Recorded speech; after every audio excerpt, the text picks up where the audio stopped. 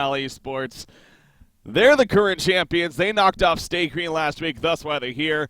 Team NK, on the other hand, they're the challengers as they're coming in with a victory over Reason Gaming on Tuesday to get to this point. So as always, banning draft coming at you. Should be a lot of fun here. Looking forward to that. With that said, before we get to the picks here, going to be joined by co-caster today. Got the one and only. Sender's going to be joining me. How's it going, Sender?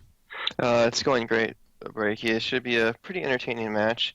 I like the hero pool we got here. A lot of diversity, a lot of just strong heroes, a lot of stuns. So it should be a fun game ahead of us. Yeah, obviously with banning draft, you just got to. It's definitely different. I mean, you look at the pool, you really got to get an idea of what is actually in there, and then you go from there. You notice what exdnL is doing over here with the first couple of picks. Torture, Master of Arms, very unknown what their exact rules are going to be. Kind of heroes, very diverse, I guess, is what I'm looking for. And these heroes are even extra strong in banning draft. I think it's safe to say, let alone in captain's pick. So strong start for them. Crack of the first pick, obviously, coming out from Team NK here. Jeraziah being right-clicked. Yeah, I was about to say a couple of heroes I was eyeing was Puppet, Jeraziah, Soul Stealer, because I just feel and Blitz, because I feel like Puppet's really strong in the tri-lane, so that's just a strong hero in general. And I feel like Jeraziah could be really strong combination with like a Soul Stealer here. There's really nothing in the pool to stop that, or another carry like a Malakin. So. Ooh, Malakin. I want to see Malakin. Let's go with Malakin here. Hey, the right-click of Malakin. Malakin tri-lane is pretty strong too. They have a lot of kill potential in the short lane, and the hero is one of the faster farmers once you have stacks. Like he's pretty good in when you're tri-laning in the short lane because you can just stack the jungle, take the stacks, just really get really farmed really fast. There you go. That's what you're pointing out right there, and sure enough, they're apparently on the same page over here on exdnL. By the way, you may notice they are playing with a couple of ringers. In fact, both sides are even using ringers. Panny and Macera stepping in here for exdnL. I believe Slapped and Proboss, they're both on vacation. And then Jonathan over here, don't know too much about him myself, but he's stepping in for Exhibit in place of him for Team NK. So both teams using ringers, but again, this is ultimately really just a fun event in the end, so not the biggest deal in the world here. I think I could see like NK going like Blitz Myrmidon here and tri-laning top. I think that could be a thing. Okay, totally off. Or the Pyromancer, why not? So that was different. They could jungle, they could aggressively tri-lane. It's probably just a jungle with like a Kraken mid and like a dual lane bottom, and then a long lane Lodestone probably, I want to say. Okay. Well, Cthulhu Fun, yeah, the jungle Cthulhu Fun, definitely not out of the question. Not your most ideal, but in the end, he has potential to do that, of course, with that Hookem especially. So we'll see if that comes about. This will be very key. This pick will. Well, I mean, I guess if they pick Deadwood, they could even suicide a Jeraziah, but I think it'll be more for a tri-lane and like a Deadwood mid and a Jeraziah in the top lane, or Deadwood top and a Jeraziah mid. Because I like Jeraziah getting a good start a lot more than being put in the suicide lane. All right, so, Jeraziah making sure he gets that good farm, the good levels earlier on for the importance of the team. So the aggressive tri-lane, then, you're thinking to possibly see here from exdnL, sounds like. What, Malakin, Torture, and Master of Arms, you think?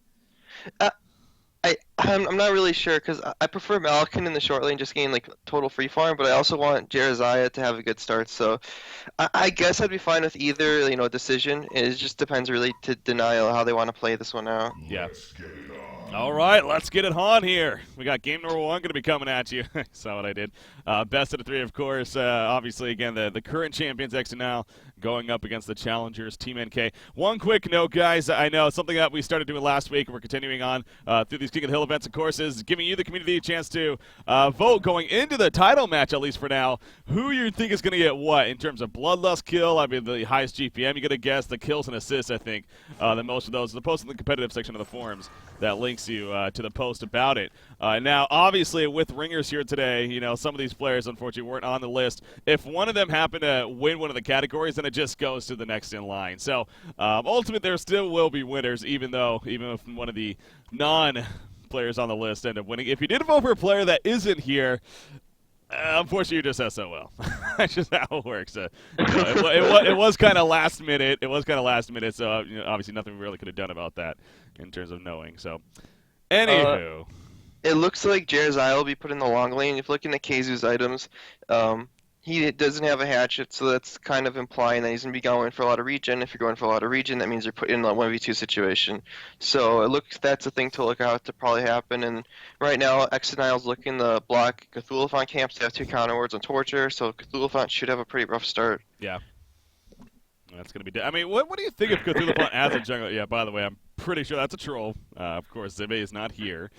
He is known for doing that, though. He really is, and that's like, oh, really? Actually, half the time it's just trolling, Yeah. and the other half the time it's actually a different thing, but it's a thing that should not be named. We'll just move along here. We'll just move along. You know these guys very well. I think it's safe to say so. What do you think of Cthulhu's jungle potential? I mean, when it comes down to it, obviously banning draft, happens to be picked up here for that perspective. How does he compare to the other junglers? He's kind of lackluster. He can, I would say he can kind of keep up in terms of his farm, but that's like if he's just 100% dedicated on farming, and that means he's not really having a high impact in the game. And then if he's looking for kills early on, which is possible, if he doesn't get the kills, then he's going to be really gimped. And if he does get the kills, he'll be doing okay. So I guess the hero has a lot more risk reward to it than the other junglers do. The other junglers are pretty safe. You can just, if you can get pretty easy farm. If you don't get the kills, it's like whatever, you're still farming pretty solid. So that's pretty much Cthulhu, Yeah. Higher risk, higher reward. Also, the heroes, like, he can kind of carry if he has a good farm, but his impact with less farm is very minimal as well. We'll see what kind of impact Tankafet has here, of course, for Team NK. What he's able to pull off.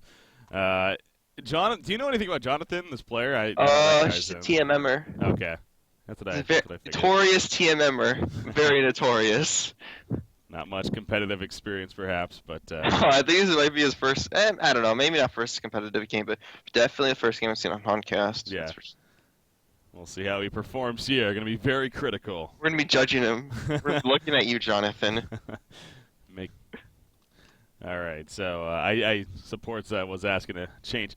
They wanted me to make sure to call them exdnL now. They're no longer Mickey's boys as we referred to them last week. So now they're known as exdnL here, and apparently they might be getting a name change in the near future.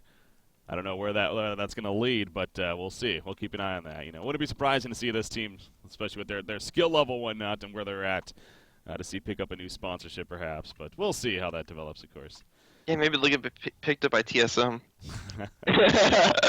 Oh my God, I can't believe how many.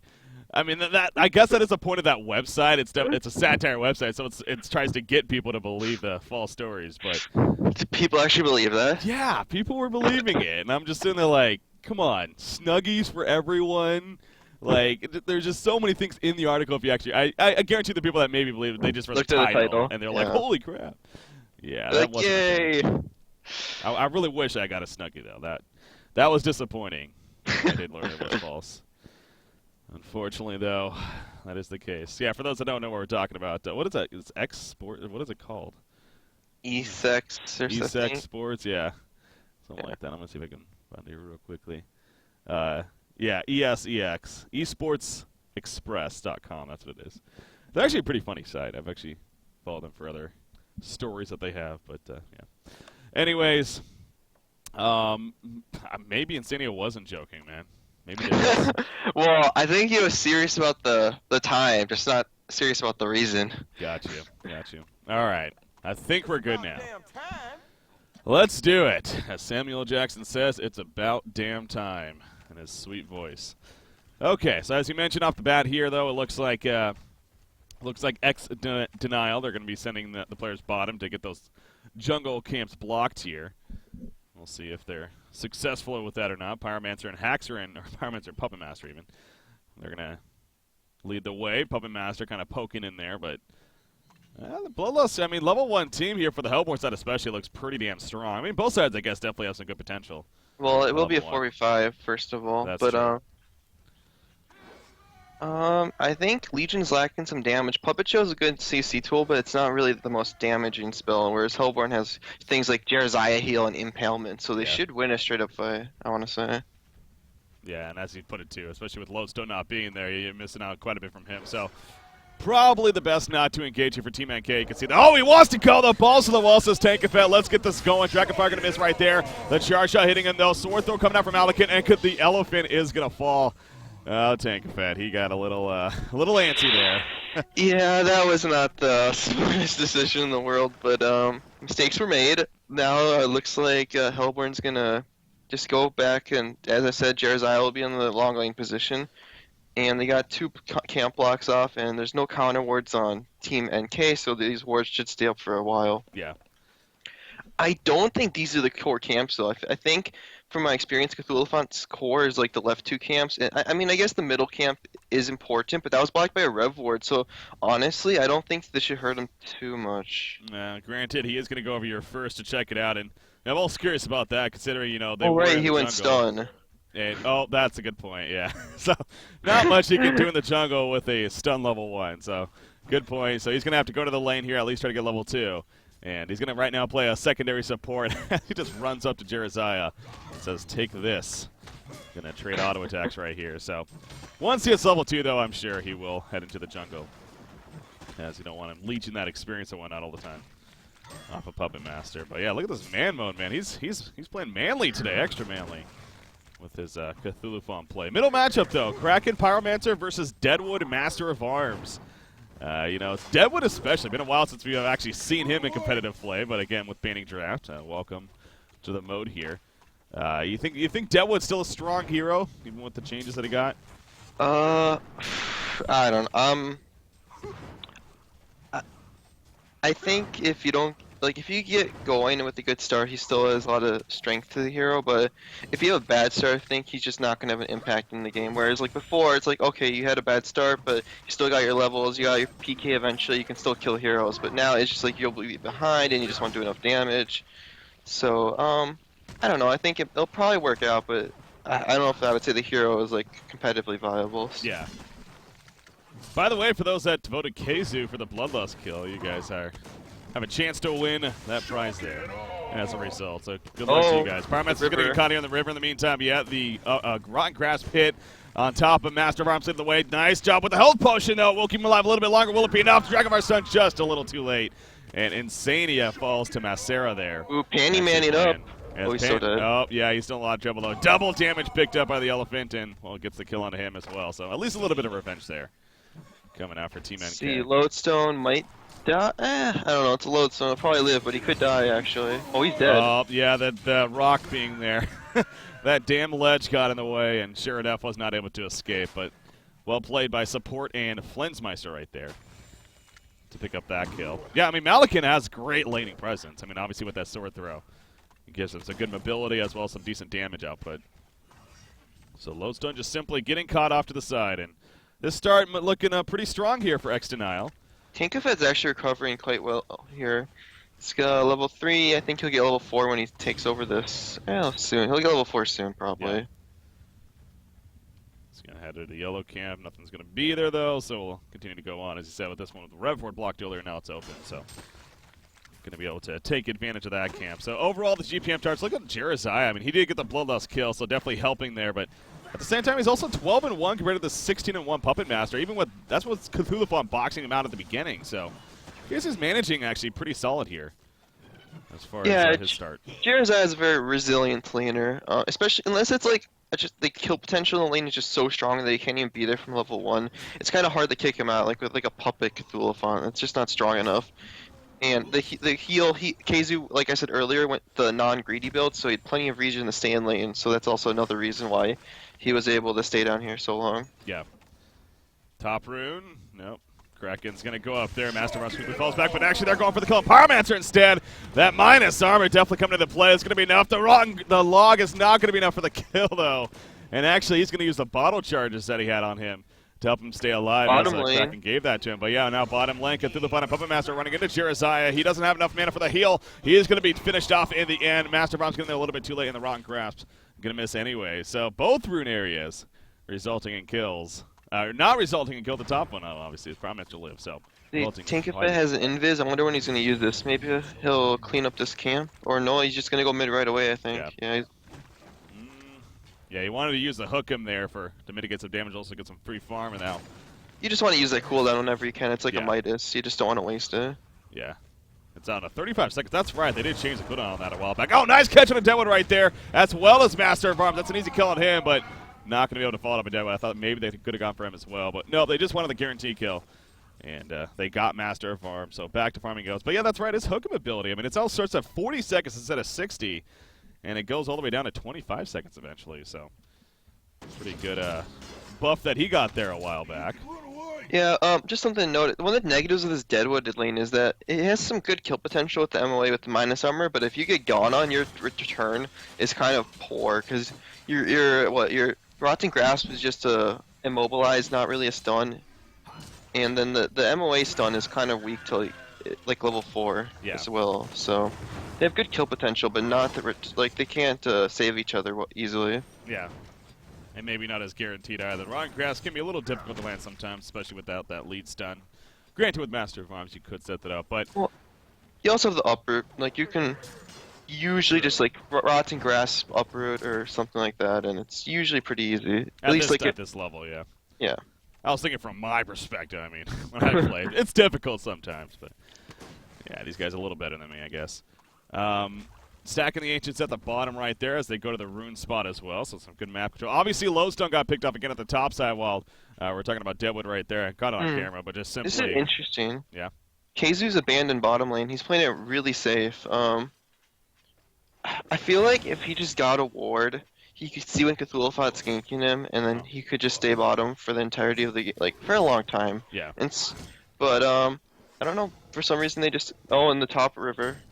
Yeah, I was watching Malachi take it off the jungle stack right there, but Kraken's going to drop pretty low right here. He does put the charge on it, Deadwood, though, but out comes a protective charm now, and Deadwood's going to be able to chase. Not really. He ends up falling back a little bit too low in life. Jersey with the haste, he's poking in and out against the Pyromancer. Pyromancer insane. He wants to get that Dragonfire stun off. Unfortunately, he kept on toying with him and eventually falls down. Now Malachi joining the party, and he is pissed off. He has that Enchanted Flames are up. The sword throw going through on the uphill, chasing out Cthulhu Fawn, and it is going to be... Oh, Jonathan, the last second one is saved by Lodestone. He is going to sacrifice himself, but he will help Cthulhu Fawn get away. So that was a big line stun from him.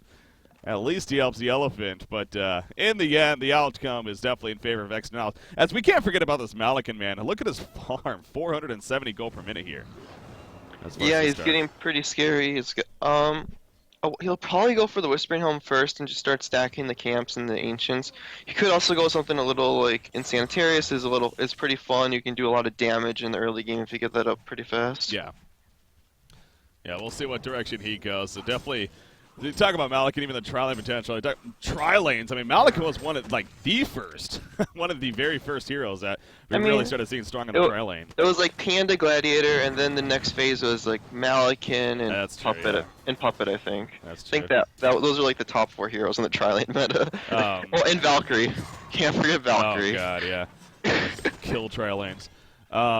But yeah, no, the point I was getting at when we did see him, yeah, get that Whispering Helm, especially if he could overstack the Ancients and whatnot. I mean, it's just ridiculous, the farm that he could do. But he can do a triple stack Ancients right now if with lifesteal with his ultimate. Yeah. Like that's like it's like 1,000 gold in 20 seconds with this hero. It's insane. Oh, middle lane, Invis Kraken come out. Dragonfire gonna missile and the trample. Not the best coordination we've ever seen from Team NK, and they're not gonna be able to kill Deadwood. Oh, geez, they were definitely off the ball in that one. Yeah, some counter troll coming out right there in chat. But, you know, Team NK, they're definitely a fun team to watch. I mean, they've been looking really strong lately. They looked great against Recent Gaming on Tuesday. Recently in the playoffs over the weekend, of course. But, you know, that was definitely not them being on the ball there. Bottom lane, Haxton's pushing the tower. Glyph comes out. This will be an easy tower tonight. Yeah, you see it puts the puppet show on Malakin, but not enough in the end. Oh, man. Pick it up. If Malakin is lifesteal, this won't even be that big of a loss. It looks like he's still going to do Ancients. I think he can do it, but it'll be a little bit more difficult. I don't know. Not sure. Maybe he'll need Jereziah's help. He has it in 10 gold, so... Yeah, but like, he doesn't. I don't know. He doesn't want to waste time. Yeah, no, that's understandable. He's just going to start it right here. He'll probably buy the. There you go. Buys Hungry Spirit, and now it's going to be delivered. So by the time he actually really gets into it, coming mid, he's going to get spotted out right here. Going to be caught right here. Sword throw going through to slow. The Ron Craspel hit. Even with the hook him, it doesn't matter. The Falcon Punch comes out. And even with a nerf to it, especially at that level 1, doesn't matter. Easy enough for the kill. And now Malakin going over to the Ancients, and he does have his Whispering Helm. Oh, yeah, there you go. Going to be delivered right there. Will the ulti form is a question. He really should be ulting. Yeah, he's not going to.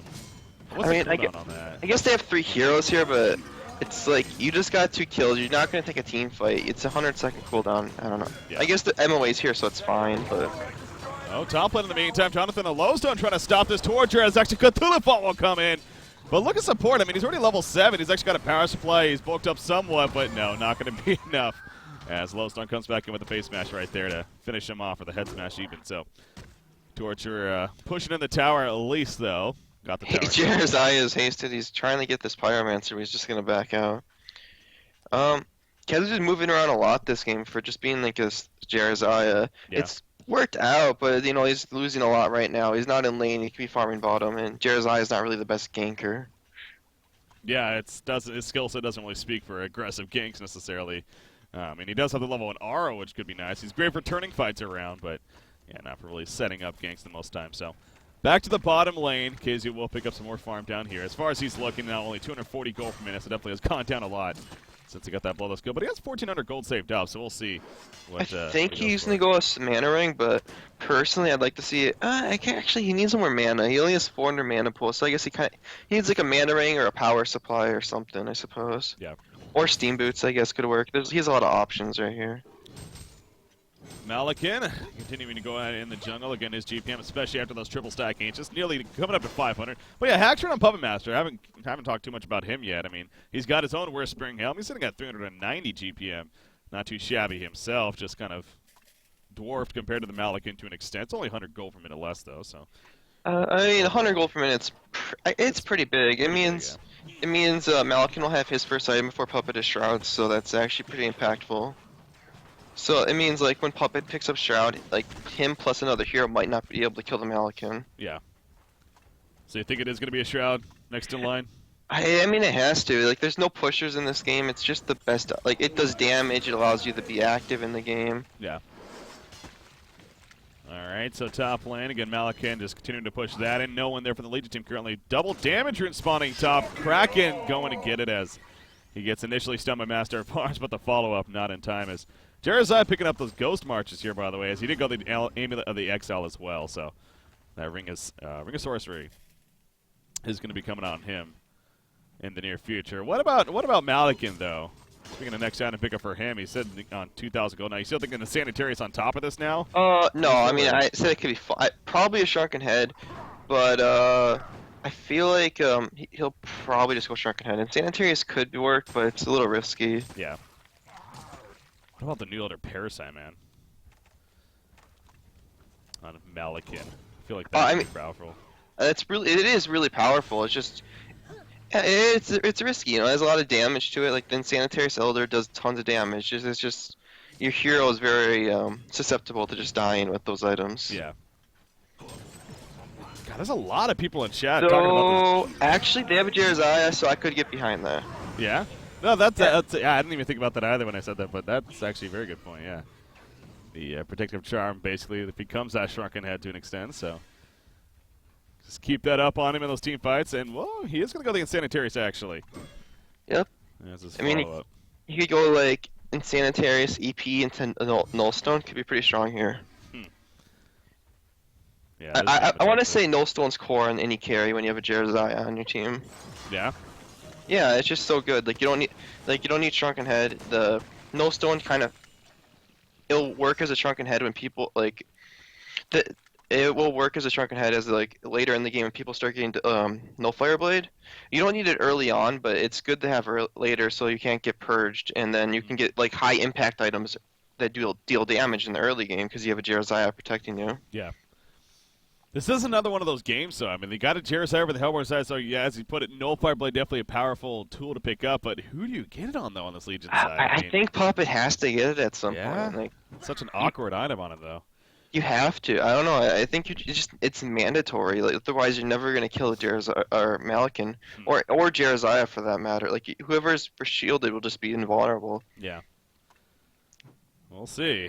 what Haxrin does about that here. He's still no next item pick. I mean, he's sitting on 1,300 gold, so I don't know if he's actually bought something else as well or not. But Have they been stacking ancients? I see they're empty. It looks like they've been doing single stacks or maybe doubles. I believe I at least saw them doing a double just not too long ago, so Okay. it might have been triple even. Keeping up on that, but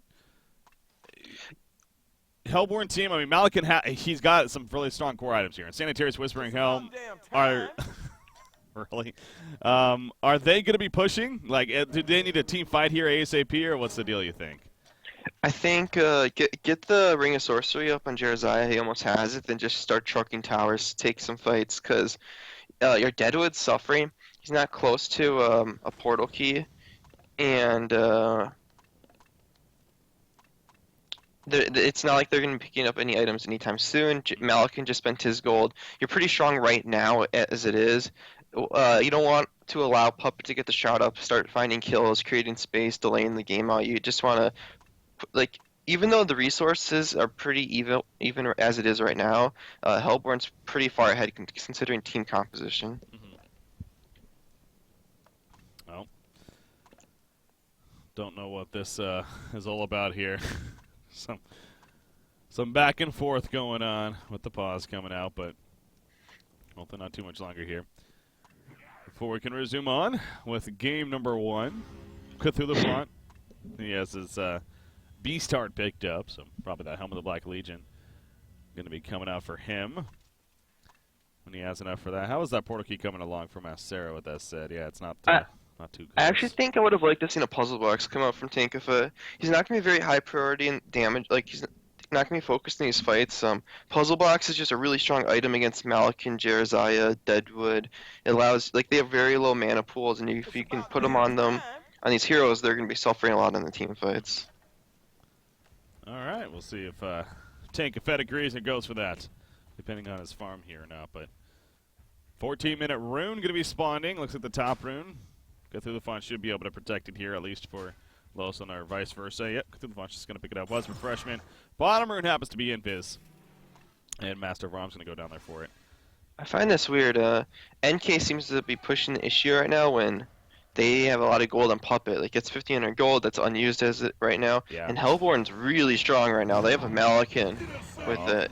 They want to make something happen, though. Devil's going to get caught, too. They have the follow-up is the question. Not enough just yet. He gets the Falcon Punch off. He's going to be fine. In the meantime, release Kraken in the background. They pick off Torture. Torture buys back, though, by the way. And now Kraken's going to fall. The ulti Malakin. The Soul's Blessing. The Protective Charm. That's a god right there on the map of New Earth. And down will fall Lodestone. As a result, you see Cthulhu falls down there. Look at those auto attacks, though. How powerful they are. He has another sword throw coming up in 5 seconds. Will they be able to get anybody? Puppet Master still on the run. He puts the Puppet Show on to Jeremiah. He is going to be far for now. No, the sword throw connects, and that is easily going to follow up for the kill. Cthulhu tramples on through. He pops the whatever that's called, his ultimate right there, but it's not going to matter. The Obliterate, of course, is now Parments comes back in, but Torture going to stay alive, and Malika's just going to get another kill out of it. Quad kill. Are we going to see an Annihilation? Can he stay alive long enough? Of course he can. Not an Annihilation, though, so Port gets the kill on Torture. As, yeah, you're talking about more buybacks. There's a vote to concede, though, coming out. Yeah, I think Team NK just got a little antsy right there, and very, very reasonably let you question that because we saw the end result. A quad kill from Malakin. Ouch. Yeah, that was not even the best fight that Hellborn could have taken. They were really caught off guard. Jeremiah was late to the fight. I think someone even died before they could do anything. It's just Malakin is really strong right there, and that's not the fight they wanted to be taking on Team NK side. Yeah, like I said, I mean, he had a charm and a Soul's Blessing with his early item build. I mean, he was ridiculous with his damage potential. I think he was hitting for like 240 with his Insanitarius up or something like that at the 15-minute mark. Yeah, that's not what you want to run into. Anyways, well, that is going to do it for game number 1. exdnL staying on top here. They're trying to regain the throne, or stay on top of the throne even. And they would actually be the first team to also win 2 games in a row. We haven't had that yet, as of course only here in week 3. But Stay Green, they initially won the first time. They got knocked off last week, though, to this exdnL Esports team. And now they're trying to win 2 in a row, so we'll see if they can make it happen. But ladies and gentlemen, with that said, as always, going to take a quick break right here. Stay tuned, though. We got game number 2 going to be coming at you. exdnL Esports taking on Team NK here for the title match and King of the Hill. Stay tuned, guys. We'll be right back.